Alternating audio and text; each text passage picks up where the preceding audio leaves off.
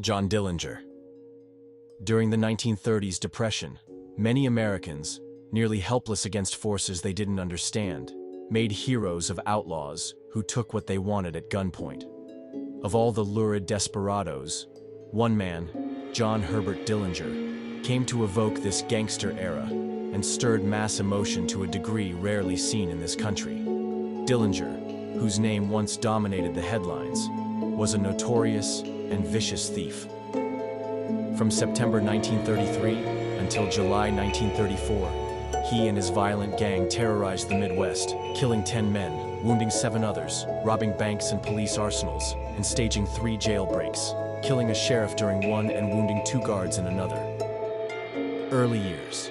John Herbert Dillinger was born on June 22, 1903 in the Oak Hill section of Indianapolis, a middle-class residential neighborhood. His father, a hard-working grocer, raised him in an atmosphere of disciplinary extremes, harsh and repressive on some occasions, but generous and permissive on others. John's mother died when he was 3, and when his father remarried 6 years later, John resented his stepmother. In adolescence, the flaws in his bewildering personality became evident, and he was frequently in trouble.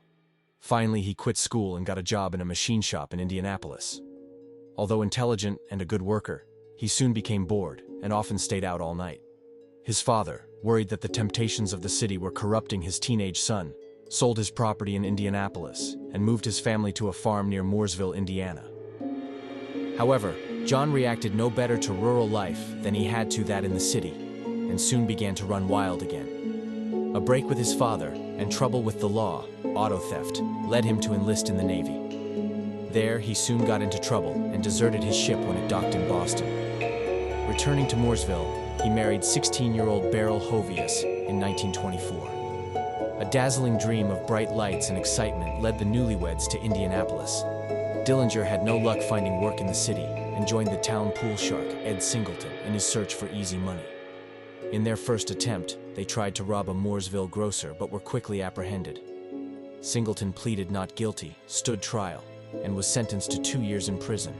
Dillinger, following his father's advice, confessed, was convicted of assault and battery with intent to rob and conspiracy to commit a felony, and received joint sentences of 2 to 14 years and 10 to 20 years in the Indiana State Prison.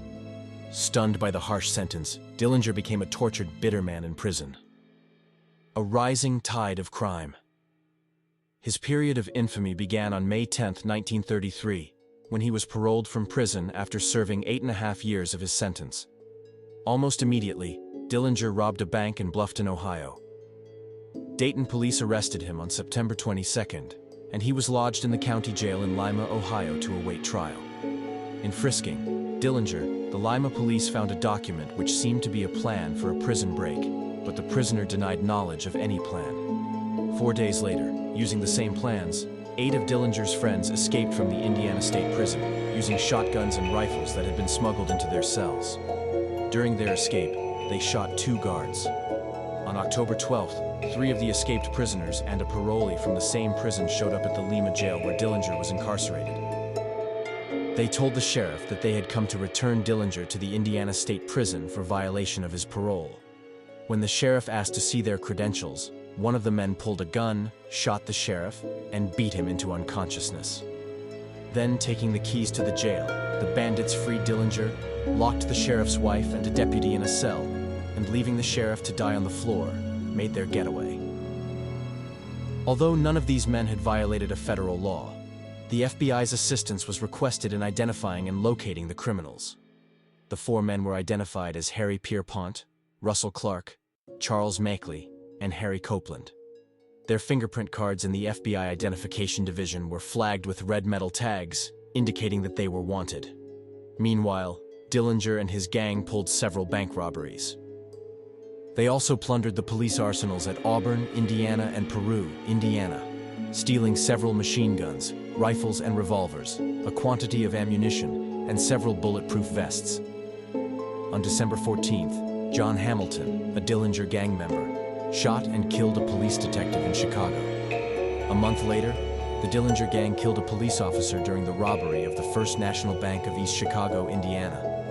Then they made their way to Florida and subsequently to Tucson, Arizona. There, on January 23, 1934, a fire broke out in the hotel where Clark and Mackley were hiding under assumed names. Firemen recognized the men from their photographs, and local police arrested them, as well as Dillinger and Harry Pierpont. They also seized 3 Thompson submachine guns, 2 Winchester rifles mounted as machine guns, 5 bulletproof vests, and more than $25,000 in cash, part of it from the East Chicago robbery. Dillinger was sequestered at the county jail in Crown Point, Indiana, to await trial for the murder of the East Chicago police officer. Authorities boasted that the jail was escape-proof. But on March 3, 1934, Dillinger cowed the guards with what he claimed later was a wooden gun he had whittled. He forced them to open the door to his cell, then grabbed 2 machine guns, locked up the guards and several trustees, and fled. The Bureau actively joins the hunt. It was then that Dillinger made the mistake that would cost him his life. He stole the sheriff's car and drove across the Indiana-Illinois line, heading for Chicago. By doing that, he violated the National Motor Vehicle Theft Act, which made it a federal offense to transport a stolen motor vehicle across a state line. A federal complaint was sworn charging Dillinger with the theft and interstate transportation of the sheriff's car, which was recovered in Chicago. After the grand jury returned an indictment, the FBI became actively involved in the nationwide search for Dillinger. Meanwhile, Pierpont, Mackley, and Clark were returned to Ohio and convicted of the murder of the Lima sheriff. Pierpont and Mackley were sentenced to death, and Clark to life imprisonment. But, in an escape attempt, Mackley was killed, and Pierpont was wounded. A month later, Pierpont had recovered sufficiently to be executed. In Chicago, Dillinger joined his girlfriend, Evelyn Frechette. They proceeded to St. Paul, where Dillinger teamed up with Homer Van Meter, Lester, Babyface Nelson, Gillis, Eddie Green, and Tommy Carroll, among others. The gang's business prospered as they continued robbing banks of large amounts of money. Then, on March 30, 1934, an agent talked to the manager of the Lincoln Court Apartments in St. Paul, who reported 2 suspicious tenants, Mr. and Mrs. Hellman, who acted nervous and refused to admit the apartment caretaker. The FBI began a surveillance of the Hellman's apartment. The next day, an agent and a police officer knocked on the door of the apartment. Evelyn Frechette opened the door, but quickly slammed it shut. The agent called for reinforcements to surround the building. While waiting, the agent saw a man enter a hall near the Hellman's apartment. When questioned, the man, Homer Van Meter, drew a gun. Shots were exchanged, during which Van Meter fled the building and forced a truck driver at gunpoint to drive him to Green's apartment. Suddenly, the door of the Hellman apartment opened and the muzzle of a machine gun began spraying the hallway with lead.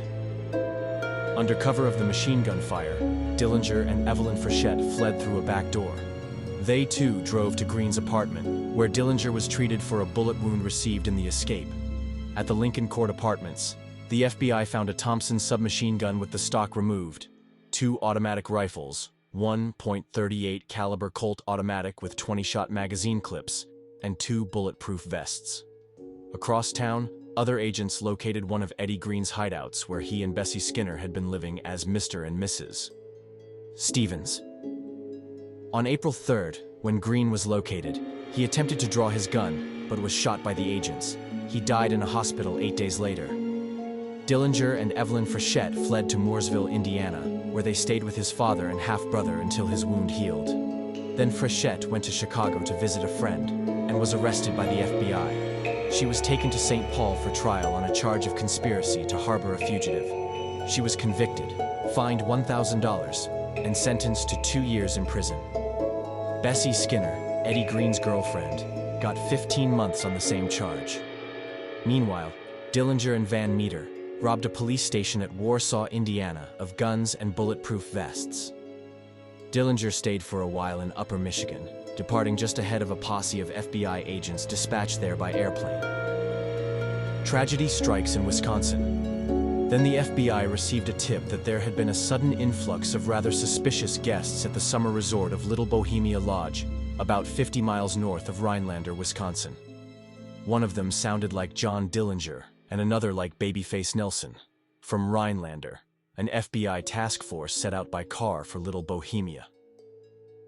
Two of the rented cars broke down en route, and, in the uncommonly cold April weather, some of the agents had to make the trip standing on the running boards of the other cars. 2 miles from the resort, the car lights were turned off, and the posse proceeded through the darkness. When the cars reached the resort, dogs began barking. The agents spread out to surround the lodge, and as they approached, machine gun fire rattled down on them from the roof. Swiftly, the agents took cover. One of them hurried to a telephone to give directions to additional agents who had arrived in Rhinelander to back up the operation. While the agent was telephoning, the operator broke in to tell him there was trouble at another cottage about 2 miles away. Special Agent W. Carter Baum, another FBI man, and a constable went there and found a parked car which the constable recognized as belonging to a local resident. They pulled up and identified themselves. Inside the other car, Babyface Nelson was holding 3 local residents at gunpoint. He turned, leveled a revolver at the lawman's car, and ordered them to step out. But without waiting for them to comply, Nelson opened fire. Baum was killed, and the constable and the other agent were severely wounded. Nelson jumped into the Ford they had been using and fled. When the firing had subsided at the Little Bohemia Lodge, Dillinger was gone.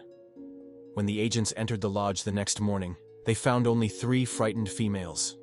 Dillinger and 5 others had fled through a back window before the agents surrounded the house. The net Titans in Washington, FBI Director J. Edgar Hoover assigned Special Agent Samuel A. Cowley to head the FBI's investigative efforts against Dillinger. Cowley set up headquarters in Chicago, where he and Melvin Purvis, Special Agent in charge of the Chicago office, planned their strategy. A squad of agents under Cowley worked with East Chicago policemen in tracking down all tips and rumors. Late in the afternoon of Saturday, July 21, 1934, the madam of a brothel in Gary, Indiana, contacted one of the police officers with information. This woman called herself Anna Sage.